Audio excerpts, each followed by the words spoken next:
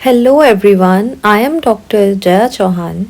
तो आज हम पढ़ने वाले हैं, आपके सिलेबस का एक टॉपिक है रोगानुत्पादनीय चैप्टर। ये जो चैप्टर है ये भी एग्ज़ाम पॉइंट ऑफ व्यू से काफ़ी इम्पॉर्टेंट है। इस चैप्टर से 13 मार्क्स, टोटल 13 मार्क्स का बनता है ना। तो इस हिसाब से चैप्टर बहुत इम्पॉर्टेंट भी है और छोटा भी है। तो लेट्स बिगिन दिस चैप्टर। सबसे पहले हमें देखना है कि रोगानुत्पादनीय होता क्या है। ठीक है, रोगों का उत्पादन ना होना ही रोगानुत्पादन है। ठीक है, रोग की उत्पत्ति को रोकने के उद्देश्य से, यानी जो रोगों की उत्पत्ति हो रही है, जो रोग जो हो रहे हैं उनकी उत्पत्ति को रोकने के उद्देश्य से जो हित अहित का वर्णन किए जाने के कारण ही यह रोगानुत्पादनीय है। अब आता है कॉन्सेप्ट ऑफ वेगा। वेगा का कॉन्सेप्ट क्या होता है? सबसे पहली बात, विज धातु में घन प्रत्यय लगने से वेग शब्द की निष्पत्ति होती है और वेग इसका अर्थ होता है प्रभाव। ठीक है, ओध, वेड़ी, जरा, धारा, जब, रहत है, ये सब इसके पर्याय हैं।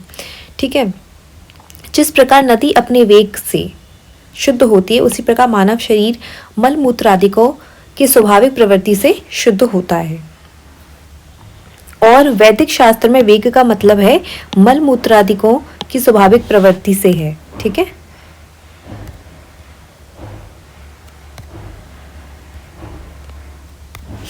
अब हम बात करने वाले हैं चयापचय क्रियाओं के द्वारा नित्य प्रति उत्पन्न होने वाले विविध प्रकार के मलों की स्वाभाविक प्रवृत्ति के द्वारा शरीर स्वयं ही प्रतिदिन शुद्ध होता रहता है। शरीर के निरोगी रहने के लिए यह वेग परम आवश्यक है और यह शरीर का नैसर्गिक शोधन है। अब आता है कि कॉन्सेप्ट ऑफ वेग dharana and vega udirana in relation to the health and morbidity, यानी वेग धारण का क्या कॉन्सेप्ट ऑफ वेग उदीर्ण का in relation to health and morbidity. तो आप यहाँ देख सकते हैं एक श्लोक दिया हुआ है, हम हिंदी से पढ़ेंगे कि सभी प्रकार एक रोग वेग धारण, यानी स्वयं उपस्थित वेगों को बलपूर्वक रोकना। वेग धारण का मतलब होता है जो उपस्थित वेग हैं उनको बलपूर्वक रोकना, वो होता है वेगों का धारण करना। और उदीन का मतलब होता है वेगों का बलपूर्वक प्रवृत्त करना, बलपूर्वक किसी वेग को निकालना, वो उदीन होता है। इससे वायु अनेक रूपों में प्रकोपित होती है, इसलिए इस वायु का खानपान और औषधि से अनुलोमन करना चाहिए। अब आता है vega dharana refers to the suppression of natural urges. वेग धारण का मतलब होता है हम नेचुरल अर्जेस को रोकते हैं, ठीक है, विच आर इसेंशियल, जो कि इसेंशियल होते हैं हमारे proper functioning of the body के लिए। और वेग उदीन का मतलब होता है कि हम फोर्सेबल एलिमिनेशन करते हैं नेचुरल अर्जेस का। The body has natural defence mechanism as natural urges. Body के पास हमारी नेचुरल डिफेंस मैकेनिज्म है जिसमें हमारी बॉडी एलिमिनेट करती है हार्मफुल सब्सटेंसेस को, जिनको विच इज़ नोन एज, इसको हम वेगास कहते हैं। दो तरह के नेचुरल अर्जेस होते हैं मेनली, ठीक है, एक होते हैं धारणीय वेगास, एक होते हैं अधारणीय वेगास। धारणीय वेगास शुड बी सुप्रेस्ड। धारणीय वेगास यानी जो धारण करने योग्य होते हैं, यानी जिनको हमें रोकना है ना। तो धारणीय वेगास होते हैं कौन? जिनको धारण करना चाहिए। वही लिखा है इसमें कि धारणीय वेगास शुड बी सुप्रेस्ड, यानी धारणीय वेगों को रोकना चाहिए टू अवॉइड डिसीजेज से अवॉइड करने के लिए हमें उन्हें सुप्रेस करना चाहिए, यानी रोकना चाहिए। जिसमें क्या क्या आता है? Jealousy, anger, grief, fear, ego etcetera. इन वाइस वर्सा अधारणीय वेग क्या होते हैं? जो कि डिसीज कॉज करते हैं इफ दे आर सुप्रेस्ड। अधारणीय वेग यानी जिनको अगर हमने धारण किया तो हमें क्या होगा, अगर यानी जिनको अगर हमने रोका तो इनसे हमें डिसीज होगी, इसलिए इनको हमें क्या करना है? धारण नहीं करना है, इनको हमें निकालना है। तो इसमें आता है faeces, urine, sneeze, sleep, flatus etcetera. Urges are essential sensations. Urges क्या होती हैं? बहुत ज़रूरी सेंसेशन होती हैं जो शो करती हैं कि हमारी बॉडी फंक्शन कर रही है प्रॉपरली। वेग उदीन मैंने ऊपर भी बताया कि ऐसा टर्म है जिससे फोर्सेबल एलिमिनेशन होता है नेचुरल अर्जेस का। It is believe that forcible suppression करना या फिर एलिमिनेशन करना नेचुरल अर्जेस का मोर्बिडिटी होता है उससे, एंड अदर हेल्थ प्रॉब्लम्स होती हैं। फॉर एग्जांपल सुप्रेशन अगर करें हम हंगर का, यानी अगर हम भूख को रोकें तो इंडाइजेशन हो जाएगा, और अगर हम प्यास को रोकें तो हमें डिहाइड्रेशन हो जाएगा। Okay, when the body wants to throw away certain things from the body, जब बॉडी हमारी थ्रो करना चाहती है सर्टेन थिंग्स हमारी बॉडी से, तो वो प्रोड्यूस करती है वेग। This is bodies method. ये बॉडी का मेथड है अपने आप को हेल्दी रखने का, ठीक है। इसको हम नेचुरल डिटॉक्सिफिकेशन भी कहते हैं, जिससे बॉडी क्या करती है? खुद को प्रोटेक्ट करती है। जब हमें ये सिग्नल्स मिलते हैं तो इनको हम क्या कहते हैं? वेगास। और हमारा काम ये है कि इनको हम अटेंड करें और एड्रेस करें इमीडिएटली, ठीक है। वेगास व्हेन एड्रेस्ड, जब वेगा को हम एड्रेस करते हैं प्रॉपर टाइम पर, तो ये सिर्फ हमारी बॉडी को ही हेल्दी नहीं रखते हैं बट ऑल्सो द माइंड, हमारे माइंड को भी एक हेल्दी स्टेटस में रखते हैं। Next, the things which are impending to go out have to be flushed out. ऐसी थिंग्स जो कि बाहर जानी चाहिए उनको फ्लश्ड आउट करना चाहिए when held up forcibly.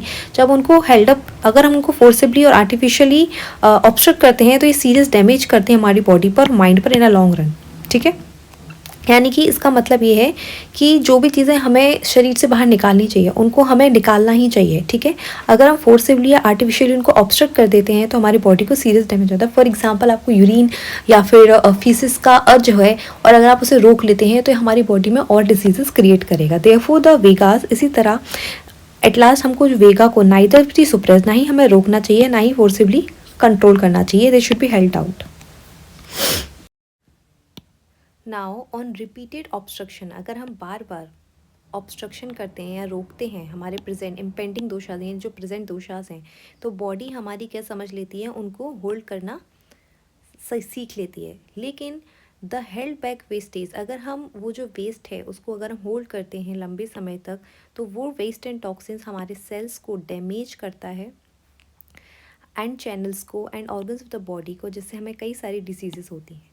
Vegas are the urges generated naturally by the body. वेगास एक ऐसे अर्जेस हैं जो कि हमारी बॉडी नेचुरली जनरेट करती है। Some are left off to be eliminated out from the body, कुछ को हमको हमारी बॉडी से एलिमिनेट करना ही चाहिए, like mutra and purisha, and others are to be attended and, और सबको हमें अटेंड एंड सेटिस्फाई करना चाहिए with the proper fuel, like kshut यानी कि भूख, तृष्णा यानी प्यास and nidra. It is a normal function of the vata dosha, ये हमारे वात दोष का क्या है, नॉर्मल फंक्शन है। अमंग 14, जो हमारे 14 आधारणीय वेग हैं उनमें से जो हमारा अपान वायु है वो मोस्ट कॉमनली सुप्रेस्ड किया जाता है। अपान वायु आप सभी लोग जानते हैं, जिसे हम फार्ट कहते हैं, और आप तो उसमें यही दिया हुआ है कि जो अपान वायु है वो सबसे ज़्यादा कॉमनली सुप्रेस किया जाता है, यानी रोका जाता है। और आप लोगों ने भी कई बार देखा होगा, खुद ने भी एक्सपीरियंस किया होगा कि आप इसको कई बार रोकते हो, है ना। दिस इंक्लूड्स अधोवात, मूत्र, पुरीश, आर्तव एंड ऑल्सो शुक्र वेग। और इसमें और कौन कौन से आते हैं, अधोवात, मूत्र, पुरीश, आर्तव एंड शुक्र के वेग। ठीक है, अगर हम अपान वायु के वेग को सुप्रेशन यानी रोकते हैं तो इससे कई सारे सिम्टम्स होते हैं, लाइक उदावर्त, आदिमान, क्लम यानी थकावट, मल का अवरोध, मूत्र का अवरोध, ठीक है, क्षतज शूल, दृष्टि व्याधि, अग्नि का नाश और हृदय रोग। इतने सारे रोग होते हैं अगर हम अपान वायु को रोकते हैं तो। अपान वायु दृष्टि इन जनरल कवर्स करता है wide range of diseases and adharaniya vega is a reflex mechanism and it's a nervous activity. Fraction of sharirvata which has a special tendency to move downwards and to control the functions of lowest part of the body is termed as apanavat. It controls the emission of shukra, artava, shakrata, mutra, adhovat and गर्भ। जो हमारी शरीर की बात होती है उसकी special tendency ये होती है कि वो जितनी भी चीज़ें हैं उनको डाउनवर्ड डायरेक्शन में ले जाती है और हमारा बॉडी का जो लोअर पार्ट होता है उसको फंक्शन करती है, और उस बात को हम कहते हैं अपान वायु, है ना, या अपान वात। ये आपने फर्स्ट ईयर में भी पढ़ा होगा, है ना। इट कंट्रोल, ये क्या करती है, किसको कंट्रोल करती है, शुक्र को, आर्तव को, अपान वायु का बात कर रहे हैं, किसको कंट्रोल करती है ना, शक्रत को, मूत्र को, अधोवात और गर्भ को। ठीक है, क्योंकि ये सब नीचे की तरफ होता है ना, अपान वायु नीचे ही ढकेलने का काम करती है। अब हम बात करते हैं according to Acharya Sushruta. The exact seat of apana vayu is the capital place of vata itself, that is the pakvashaya है। उन्होंने बोला अपान वायु का जो मेन जगह है वो पकवाश है, जहाँ पे मटेरियल्स जो होते हैं नेसेसरी होते हैं for growth and maintenance of the body के लिए, और जो प्रोड्यूस किए जाते हैं, एब्जॉर्ब किए जाते हैं। तो सुश्रुत के अकॉर्डिंग अपान वायु का मेन स्थान उन्होंने पकवाश बताया है। निष्क्रमण कर्म of apana vata is not just limited to the expulsion क्रिया।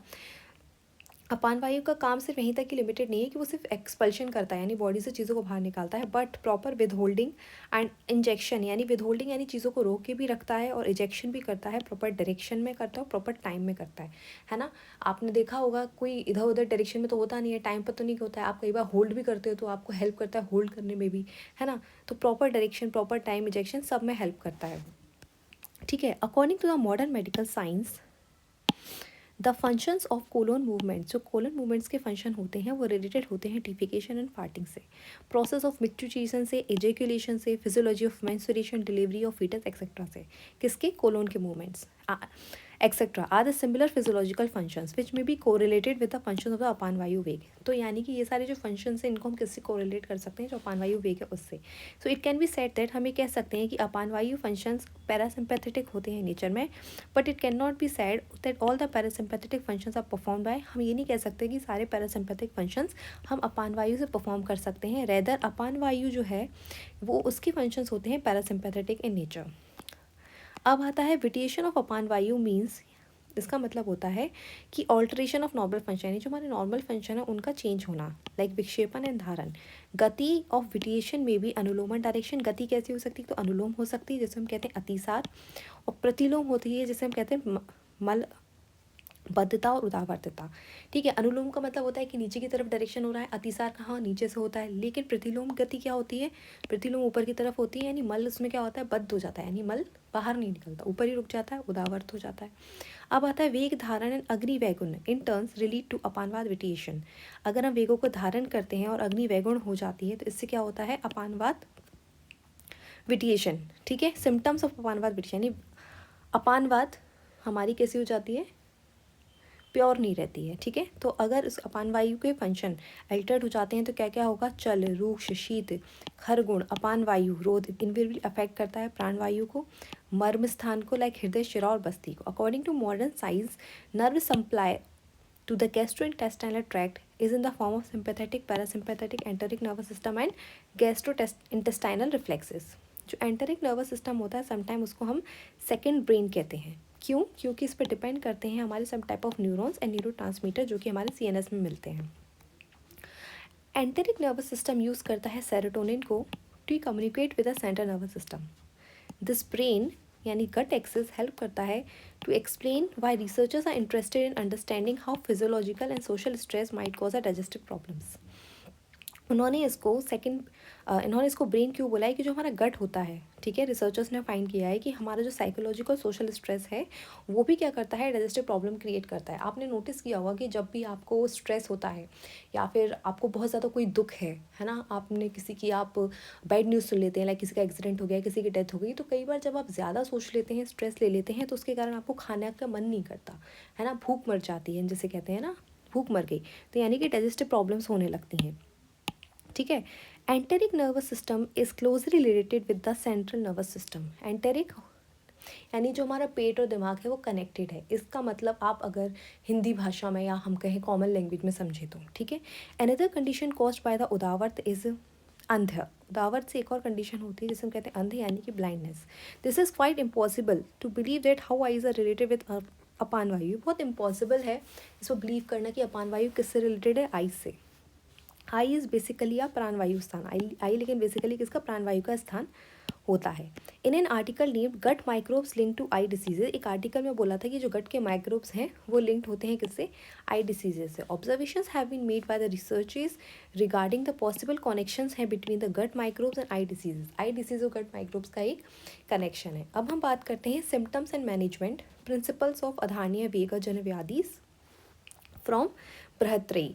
यानी हम सबसे पहले सिम्टम्स देखेंगे और मैनेजमेंट देखेंगे। जो अधारणीय वेग यानी कि ऐसे वेग जिनको हमें धारण क्या करना चाहिए, धारण करना चाहिए या नहीं करना चाहिए, धारण नहीं करना चाहिए। अधारणीय, अ लिखा है ना, तो इनको हमें धारण नहीं करना चाहिए, लेकिन अगर हम इनको धारण करते हैं तो क्या हमें बीमारियाँ होंगी और उनका मैनेजमेंट क्या होगा वो हम देखते हैं। ठीक है, तो सबसे पहले हम देखते हैं अधारणीय वेग कौन कौन से होते हैं।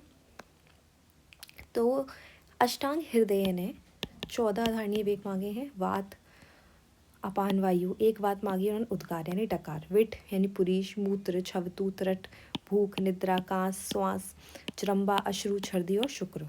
ठीक है, अब एक चीज़ जो मैं आपको बताऊंगी वो ये है कि वाग्भट ने कांस को माना है, ठीक है, लेकिन चरक ने अपान वायु तथा उद्गार का अलग अलग उल्लेख किया है और कांस का उल्लेख नहीं किया है। तो कांस का उल्लेख यानी खांसी का उल्लेख किसने किया है, वाग्भट ने किया है और चरक ने नहीं किया है। ना वेगांत, आपको मोस्टली ये वेग चरक के अकॉर्डिंग ही पढ़ने है ना।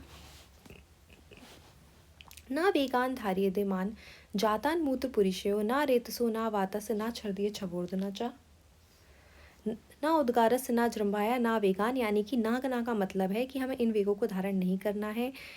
ठीक है। मूत्र पुरीश को धारण नहीं करना है, ना रेतसु शुक्र के वेग को धारण नहीं करना है, ठीक है।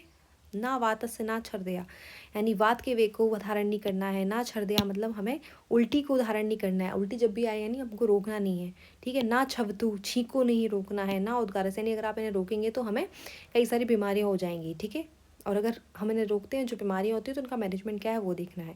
ना उद्गारा से डकार को नहीं रोकना है, ना जृंभाया हमें जृंभा को नहीं रोकना है, ना बेगान छुत पिपासा भूख प्यास को नहीं रोकना है, ना वाष्पस से आंसू जिसको हम कहते हैं ना अरे रोक क्यों रहे हो, आंसुओं को भी नहीं रोकना है, ठीक है। निद्रा निद्रा को नहीं रोकना है, और निश्वास श्रमेणचा श्रम श्वास यानी जो थकावट के कारण हमें भागदौड़ के कारण जो श्वास आती है उसे भी नहीं रोकना है, ठीक है। तो ये 13 आधारणीय वेग हैं जो कि किसने बताए हैं, चरक ने बताए हैं। चरक ने कौन सा नहीं बताया, मैंने आपको ऊपर बताया था, कांस नहीं बताया जो कि वाग्भट ने बताया।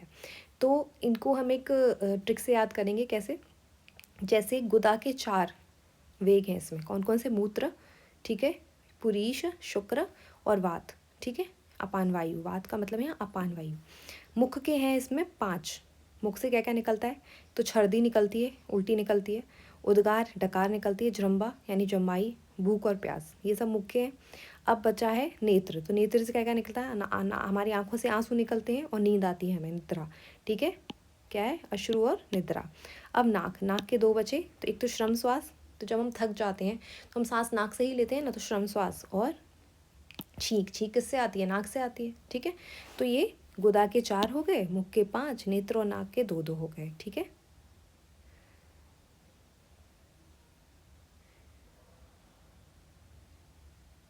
तो टोटल कितने हो गए, 13। अब हम बात करते हैं symptoms and management principles of adharaniya vegajan vyadhi, ठीक है, वेग धारण के कारण होने वाले रोग और उनकी चिकित्सा। तो सबसे पहले हम बात करने वाले हैं कि अधोवात का वेग रोकने से होने वाले रोग कौन से और उनकी चिकित्सा क्या है। अधोवात यानी वही अपान वायु। तो हम सबसे पहले देखेंगे तो अधोवात को रोकने से क्या होता है, मूत्र तथा मल का अवरोध होता है जिसको हम कहते हैं श्रोतोसंग, आद्यमान होता है और अन्य वातज रोग उत्पन्न हो जाते हैं, ठीक है। इसकी चिकित्सा के लिए हमें क्या करना है, स्नेहन स्वेदन करना है, फलवर्ती और वातनाशक भोजन करना है, और वातनाशक पेय यूज़ करना है, और वस्ती देनी है, और वातानुलोमक कर्म जिसमें क्या आ गया, वस्ती देनी है, ठीक है। तो यानी कि अगर हम अपान वायु को रोकते हैं तो मूत्र और मल का अवरोध होगा, यानी ये रुक जाएंगे, आद्यमान होगा और कई सारे वातज रोग। पुरुष का वेग रोकेंगे तो क्या होगा, देखिए इसमें श्लोक बहुत सारे हैं तो हर एक वेग का श्लोक याद करना पॉसिबल नहीं है, तो आपको क्या करना है, इसका जो हिंदी है यानी इसके सिम्टम्स क्या हैं, है ना, उस वेग को रोकने से क्या क्या सिम्टम्स आते हैं या कौन कौन सी डिसीजेस हो रही हैं वो आपको याद रखना, और उसकी चिकित्सा क्या है वो याद रखनी। अब आता है हम पुरीश पे दूसरा। तो पुरीश वेग को रोकने से क्या होता है, पकवाशय यानी नाभि के नीचे का भाग और सिर में पीड़ा होती है, अपान वायु मल का प्रवर्तन रुक जाता है, ये हमने ऊपर भी देखा था, ठीक है। उसमें हमने मल मूत्र मल का अवरोध देखा था, ठीक है। लेकिन अगर हम पुरीश को रोकते हैं तो अपान वायु मल का प्रवृत्त रुक जाता है। पिंडलियों में ऐठन होती है, आद्यमान होता है। आद्यमान का मतलब होता है कि हमारा जो पेट भारी भारी होता है ना, उसी को हमने आद्यमान बोला है। ये लक्षण उत्पन्न होते हैं। इसकी चिकित्सा में क्या होता है, स्वेदन, अभ्यंग, अवगाहन, फलवर्ती, वस्तीकर्म, विरेचन द्रव्यों का घी, तेल, चूर्ण, क्वाथ, अकल्कादि, इनकी चिकित्सा ऐसे करते हैं हम, ठीक है। तो आप मेन याद रख लीजिए कि हम इसमें स्वेदन करेंगे, अभ्यंग करेंगे, अवगाहन करेंगे, फलवर्ती और वस्तीकर्म करेंगे, ठीक है। अब आता है मूत्र का वेग रोकने से क्या होगा, आपको थोड़ा बहुत अष्टांग हृदय का भी देखना है ना। ये देखिए अष्टांग हृदय का भी यहाँ पे दिया हुआ है। तो पुरुष का वेग रोकने से मोस्टली अष्टांग हृदय ने भी सेम ही बताया, पिंडलियों में ऐठन इन्होंने प्रतिशय बताया है, ठीक है। और मतलब ऑलमोस्ट उधर में काटे जाने के समान पीड़ा बताया है, ठीक है। तो हल्का हल्का हमें कंपैरिजन अष्टांग हृदय का भी देखते रहना, पर मेनली हमें चरक पे फोकस करना है। कुछ कुछ पॉइंट्स हम अष्टांग हृदय के भी देख लेंगे, ठीक है। अब आता है मूत्र के वेग को रोकने से क्या होगा, बस्ती और लिंग में दर्द होगा, ठीक है। बस्ती मेहनयो, ठीक है, मेहन, शूलम मूत्रकक्ष शिरोरजा, मूत्र त्याग में, मूत्रकक्ष यानी मूत्र त्याग में कष्ट होगा, शिरोरजा शरीर में दर्द होगा, विनाम होगा, ठीक है। विनाम का मतलब है शरीर का झुक जाना। आप एक आध कोई सिंपल श्लोक लगे तो आप वो लिख सकते हैं इसमें, जैसे मूत्र का देखिए थोड़ा सिंपल सा है, बस्ती मेहनयो, है ना। बस्ती और लिंग में क्या होगा, शूल होगा, मूत्रकक्ष होगा, शिरोरुजा होगा, विनाम होगा, ठीक है। और वंशर प्रदेश में क्या होगी, जकड़ाहट होगी और फूला हुआ सा हमें प्रतीत होगा। और मूत्र का वेग रोकने से हमें क्या क्या चिकित्सा करनी है, स्वेदन करना है, अवगाहन करना है, अभ्यंग करना है। मेन इसमें ये है अपपीड़क घृत। अपपीड़क घृत ये कई बार एमसीक्यू में भी आ जाता है कि अपपीड़क घृत का प्रयोग हम कौन से वेग धारण में करते हैं, कौन से आधारणीय वेग में आता है, तो ये आता है मूत्र में, ठीक है। और तीनों प्रकार की वस्तु का प्रयोग भी हम मूत्र में करते हैं, ठीक है, तो ये भी इम्पॉर्टेंट है। तो ये हमने देख लिया। और अष्टांग हृदय ने भी अपीड़क हृदय का बोला है, ठीक है। इन्होंने भी शिश्नोपंचक प्रदेश में वेदना बोली, अंगों का टूटना बोला है, ठीक है, अंग भंग, ठीक है। तो वाग्भट ने क्या बोला है, अंग भंग, अंगे क्या हो जाते हैं, भंग हो जाते हैं, यानी अंगों में टूटने के समान पीड़ा होती है, ठीक है। नेक्स्ट आता है हमारा उद्गार। उद्गार के वेग को रोकने से क्या होता है, हिक्का, श्वास अरुचि होती है, कंपन होता है, विबंध होता है, ठीक है। हृदय रसो, हृदय प्रदेश में जकड़ाहट होती है, आद्यमान कांस और हिक्का होता है। उद्गार यानी अगर हम डकार को रोकते हैं तो हमें क्या क्या होगा, है ना, हृदय और छाती में विबंध, अरुचि, भूख नहीं लगेगी, हृदय प्रदेश में जकड़ाहट, ये सब होगा। अब इसकी चिकित्सा हिक्का रोग के समान हमें करनी है, ठीक है। अगर हम उद्गार के वेग को रोकते हैं तो इसकी चिकित्सा कैसे होगी, हिक्का रोग के समान होगी। अब बात करते हैं छवतु। छवतु यानी छींक का वेग रोकने से क्या क्या हमको होता है, तो मन्या स्तंभ होता है, ठीक है, सिर में शूल होता है, अर्दित होता है, अर्धावेतक होता है, यानी आधे सर में दर्द होता है, ठीक है। अब आता है इसमें हम क्या, छींक को अगर हम रोकेंगे तो क्या क्या बीमारी हुई वो हमने देख लिया, ठीक है, शिरा, शूल, इंद्रिय दौर्बल्य। अब हम देखेंगे इसकी चिकित्सा क्या करेंगे, तो तीक्ष्ण धूम, तीक्ष्ण अंजन, तीक्ष्ण घ्राण, सूर्य को देखना, ये सब हम करेंगे। और भोजन के बाद घृतपान कराएंगे। छींक के बाद आता है तृष्णा। तृष्णा यानी कि प्यास। उस पर आएगा क्षुधा। क्षुधा यानी भूख, भूख प्यास का देखते हैं। तो अगर हम प्यास के वेग को रोकते हैं तो हमारा कंठ और मुख सूख जाएगा, ऑब्वियस सी बात है, प्यास को रोकेंगे तो। श्रवण अवरोध। श्रवण अवरोध यानी कि हमें कानों से सुनाई देना बंद हो जाएगा, बाधिर जिसे हम कहते हैं। मूर्छा, चक्कर आना। कई लोगों को देखा होगा ना, डिहाइड्रेशन के कारण गिर जाते हैं, है ना, तो आपको ऐसे ही याद रखना है, वही दिया हुआ है इसमें कि अगर कोई पानी के वेग को रोकता है, प्यास लग रही फिर भी पानी नहीं पीता है, तो क्या होगा, मूर्छा होगी, चक्कर आएगा, श्रम श्वास होगी, हृदय रोग होंगे, हृदय में पीड़ा होगी। तो इसकी चिकित्सा में क्या करना है, तृप्तिकारक उपाय करने, सभी प्रकार के स्नान कराने, उसको अन्न का पान कराना है और शीतोपचार करना है। भूख के वेग को रोकने से क्या क्या होगा, काष्ठ दौर्बल, अंगों का टूटना होगा, है ना, अंगों में टूटने के समान पीड़ा होगी, अंग हमारे समय कार्य नहीं कर पाएंगे, भूख लगेगी, बॉडी को एनर्जी नहीं है, खाना ही नहीं मिला है, अरुचि हो जाएगी, ग्लानि, हम कहते हैं ना भूख के समय हमने खाना नहीं खाया, ठीक है, तो हमारी भूख मर गई, तो वही मर गई तो अरुचि हो गई। कृष्टा यानी इंसान क्या होगा, पतला हो जाएगा, दौर्बल्य हो जाएगा, तंद्रा, शूल, चक्कर आना, ये सब होगा। अब क्या इसकी चिकित्सा, लघु भोजन देंगे, स्निग्ध उष्ण देंगे और अल्प देंगे, ठीक है। नींद के वेग को रोकने से क्या होता है, जृंभा, अंगमर्द, तंद्रा, ठीक है, यानी जम्बाई आएगी, आलस आएगा, अंग में मर्द होगा, है ना, अगर हम नींद को रोकते हैं तो। आपने देखा होगा, आप नींद को रोकते हैं तो सर में भारीपन होता है, आंखों में भारीपन होता है, आलस आता है, जो प्रैक्टिकली आप लाइफ में देखते हैं वही चीज़ें होंगी। तो हमें ये नहीं रोकना है, ये सब होगा। और इसकी चिकित्सा नींद की यही कि हमको नींद लेना है और संवहन करना है। संवहन का मतलब होता है उसके जो हाथ पैर हैं ना वो दबाने हैं, है ना, हम कहते हैं ना लाओ पैर दबा देते हैं, नींद आ जाएगी, ठीक है। अब आता है कांस। तो कांस हमारा चरक ने नहीं बताया, वागवट ने बताया। तो कांस के वेग रोकने से क्या होता है, कांस और अधिक आएगी, श्वास होगा, अरुचि होगा, हृदय के रोग होंगे, शोष और हिक्का होगा। और कांस में जो चिकित्सा करते हैं वही इसमें करेंगे, ठीक है। अब आता है श्रम श्वास। श्रम श्वास जनित श्वास के एक वेग को रोकने से हमें गुल्म, मूर्छा और हृदय रोग होते हैं। क्या क्या होता है, गुल्म, हृदय रोग और मूर्छा, ठीक है। और इसकी चिकित्सा में हमको क्या करना है, विश्राम करना है। श्रम श्वास यानी जो हमें श्रम करके जो श्वास आई है, हम कोई मेहनत का काम करते हैं, है ना, दौड़ते हैं, तो हमें श्रम, उसको हम कहते हैं श्रम श्वास, जो हमें हाफ नहीं आती है, तो उसको हमें नहीं रोकना है अगर। और उसकी चिकित्सा में हमें विश्राम करना है, वातनाशक उपाय करना है। जृंभा, जृंभा यानी जिसको हम जवाई कहते हैं या उबासी कहते हैं। तो जृंभा को रोकने से क्या क्या रोग होते हैं, तो जृंभा के वेग को रोकने से छींक के वेग जो होते हैं वही होते हैं। तो जृंभा के वेग को रोकने से शरीर का झुकना, विनाम होता है, आक्षेप, है ना, यानी कि हाथ पैरों में जोर से कंपन होना, है ना, सुप्ति, कंप, प्रवेपनम, प्रवर संधियों में सुप्ति, स्पर्श का ज्ञान का अभाव हो जाता है, कांपना या हिलना, ये सब रोग होते हैं। और इन सभी में हमें क्या करना है, वातनाशक उपचार करना है, ठीक है। उसके बाद आता है जम्भाई के वेग को रोकने से मन्या स्तंभ, गल स्तंभ, शिरो रोग, ये तो यही हमने ऊपर देखा था। अब आता है आंसू। तो आंसू को वेग को रोकने से क्या होता है, आंसू के वेग को रोकने से पीनस यानी जुकाम, है ना, प्रतिशय, अक्षी रोगश्च, नेत्र रोग, है ना, हृदय रोगश्च, रुचि भ्रम, शिरो रोग, हृदय रोग, मन्यास्तम, रुचि भ्रम, ये सब होते हैं। आंसू को रोकने से ये सब होता है ना, नेत्र रोग, शिरो रोग। और इसमें हमें क्या करना है, लील लेना है, मदिरा पान करना है, प्रिय कथाओं का श्रवण करना है। छर्दी, अगर उल्टी के वेग को रोकते हैं तो हमें सारे स्किन डिसऑर्डर याद रखना है। स्किन डिसऑर्डर किसमें होता है, क्वेश्चन भी कई बार पूछा जाता है, कुष्ठ वगैरह कौन से वेग को रोकने से होता है, तो ये छर्दी से होता है, ठीक है।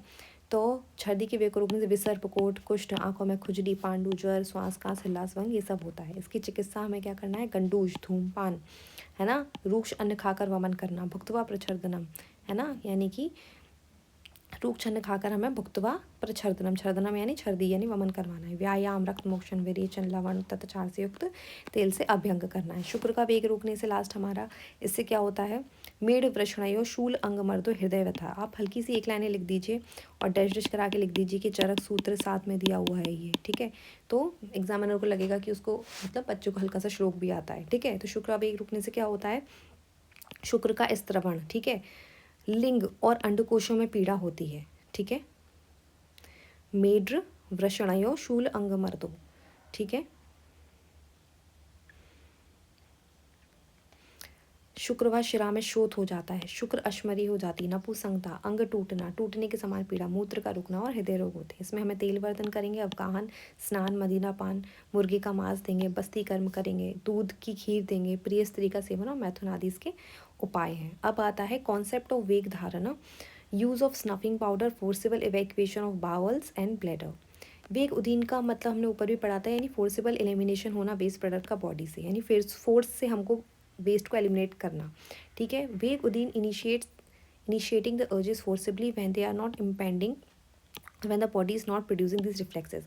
वेग उदीन हम कब करते हैं, जब बॉडी में जो वेग है ना बॉडी, लेकिन उनको रिफ्लेक्स प्रोड्यूस नहीं कर रही है। एक एसेंशियल प्रोसेस है for maintaining a healthy body in special condition like मलबद्धता या फिर मूत्र ग्रह हो जाए तो। अगर इनिशिएशन ऑफ दिस रिफ्लेक्सेस और forcible evacuation of bowels and bladder can be done using food and medicine. आपने नोटिस किया होगा कि कई सारे लोगों को जब कॉन्स्टिपेशन हो जाता है, ठीक है, तो हम उनको क्या देते हैं, लेग्जेटिव देते हैं ना। तो यानी कि हम फोर्सिबली उसको उस वेग को क्या कर रहे हैं, उसको फोर्सिबली उस वेग को निकालने की कोशिश कर रहे हैं, है ना, आर्टिफिशियली कर रहे हैं। तो वही दिया हुआ है यहाँ पे कि हम उस रिफ्लेक्स को इनिशिएट कर रहे हैं, क्योंकि वो नहीं आ रहा है ना, किसी ना किसी कारण से वो चीज़ रुक गई है।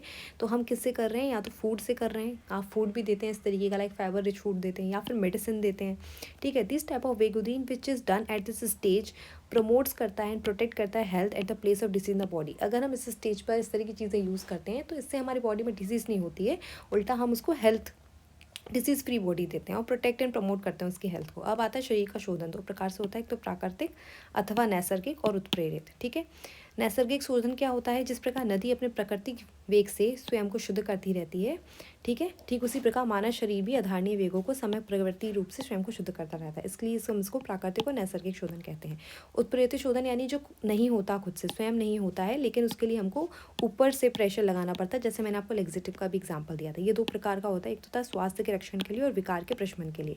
तो स्वास्थ्य के रक्षण के लिए हमने इससे पहले वाले लेक्चर में मैंने आपको दिनचर्या पढ़ाया था। तो स्वास्थ्य के रक्षण के लिए हम उत्प्रेरित शोधन में क्या करते हैं, पूरे स्वास्थ्य के लिए दिनचर्या फॉलो करते हैं, जैसे इसमें दिया मलमूत्र मार्ग प्रक्षालन, नाशमन, दंत धावन, जीवा निलेखन, ये सब मैं आपको पढ़ा चुकी हूँ डिटेल में। कंडूश, कवल धारण, अंजन, नस्य, धूमपान, अभ्यंग, व्यायाम, उद्वर्तन, स्नान आदि दिनचर्या का पालन और ऋतु शोधन, ये सब हम कब क्या क्यों करते हैं, स्वास्थ्य के रक्षणार्थ करते हैं। और विकार के प्रशमन के लिए हम क्या करते हैं, पंचकर्म करते हैं। तो दो तरह के हमने शोधन पढ़ लिए, प्राकृतिक और उत्प्रेरित, ठीक है। प्राकृतिक जो खुद से हो जाता है, उत्प्रेरित जो स्वयं नहीं होता है, ठीक है, जिसके लिए हमें उद्योग करना पड़ता है। नेक्स्ट आता है हमारा इंपॉर्टेंस ऑफ धारणीय Vegas in promotion of mental health, यानी जो धारणीय वेग हैं उनका इंपॉर्टेंस क्या है हमारी मेंटल हेल्थ में।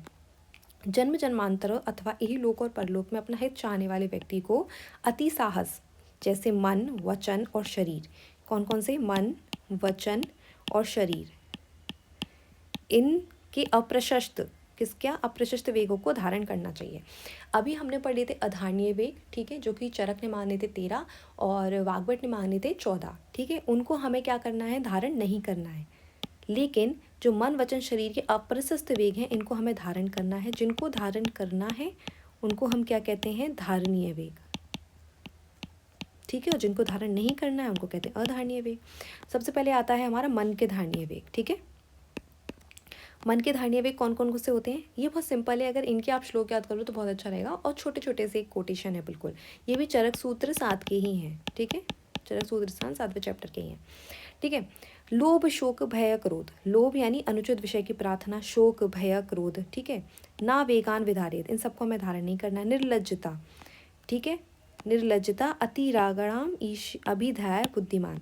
निर्लज्जता, ईर्ष्या, अतिराग यानी अधिक प्रेम भी नहीं करना है हमको। अभिद्य यानी दूसरे की वस्तु को पाने की इच्छा रखना, ये हमें होता है ना, दूसरे की वस्तु को पाने की इच्छा रखना, ये इच्छा ही नहीं रखना है, यानी कि इन वेगों को हमें धारण करना है ना। शोक को धारण करना है, भय को धारण करना है, क्रोध को आजकल कौन धारण करता है, कोई धारण नहीं करता। क्रोध आया और हमने हाल ही क्या करते, एक्सप्रेस कर दिया कि अरे हमें तो गुस्सा आ रहा था इसलिए हमने ऐसा बोल दिया, ऐसा कर दिया। नहीं, हमारे आयुर्वेदा में बोला गया है कि हमें इन मन के धारणीय वेग यानी मन की इन वेगों को हमें धारण करना है, जो कि अप्रशस्त हैं। मैंने बताया ना आपको, ये क्या है, अप्रशस्त हैं, ये अच्छे नहीं हैं, ठीक है।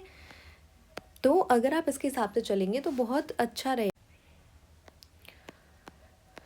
अब आता है हमारा एग्जाम में क्वेश्चन भी बन सकता है आपका कि एक्सप्लेन द इम्पोर्टेंस ऑफ धारणीय वेगास। धारणीय वेगा के क्या इंपॉर्टेंस है, promotion of mental health. Next आता है हमारा वाणी के धारणीय वेग। वाणी के धारणीय वेग कौन कौन से, परुषस अतिमात्र से यानी कठोर वचन बोलना, अतिमात्र से यानी अधिक बोलना, सुकचस अनरतस्य च दूसरे की निंदा करना अथवा दूसरे के लिए अनिष्ट सूचक शब्द बोलना, ठीक है, झूठ बोलना और अकाल वक्त अप्रासंगिक वचन बोलना। ये 5 क्या है, वाणी के धारणीय वेग है। और मन के धारणीय वेग कितने थे, 9, ठीक है।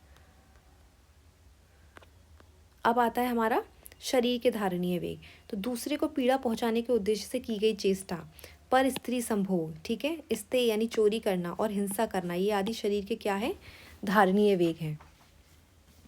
तो धारणीय वेग हमारे टोटल कितने होते हैं, ये होते हैं 18, ठीक है।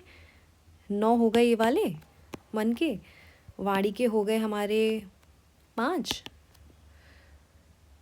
और ये हो गए 4।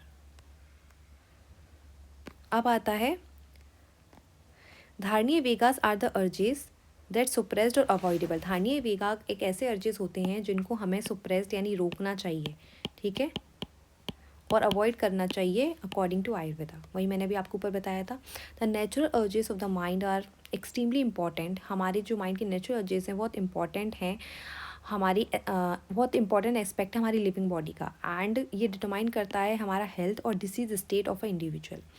Indulgence in Dharaniya Vega act as a factor in the cascade of pathogenesis and can lead to त्रिदोष प्रकोप and result in various psychosomatic manifestations. अगर हम धारणीय वेगा को एज अ फैक्टर अगर हम देखें तो इससे हमारे त्रिदोष का प्रकोप होता है। अगर हम इनको धारण नहीं करते हैं तो कई सारे मैनिफेस्टेशन भी क्रिएट होते हैं। Therefore it is essential, therefore बहुत ज़्यादा एसेंशियल है कि हम कंट्रोल करें एनर्जीज़ को। बाय गेनिंग कंट्रोल, कैसे कंट्रोल करेंगे, बाय गेनिंग, हमें कंट्रोल गेन करना है सेंस ऑर्गन्स पर। द कॉन्सेप्ट ऑफ धारणीय वेगास जो है वो कनेक्टेड है हमारे माइंड के इमोशनल स्टेट से। देयरफॉर कंट्रोलिंग दीज अर्जेस, इसलिए अगर हम इन अर्जेस को कंट्रोल करते हैं तो ये एक इम्पॉर्टेंट एस्पेक्ट होगा प्रमोटिंग द मेंटल हेल्थ। तो इसी के साथ ही हमारा चैप्टर ख़त्म होता है, और ये चैप्टर काफ़ी छोटा था और बहुत इम्पॉर्टेंट भी था आपके एग्ज़ाम पॉइंट ऑफ व्यू से। तो मिलते हैं नेक्स्ट लेक्चर में, बाय बाय।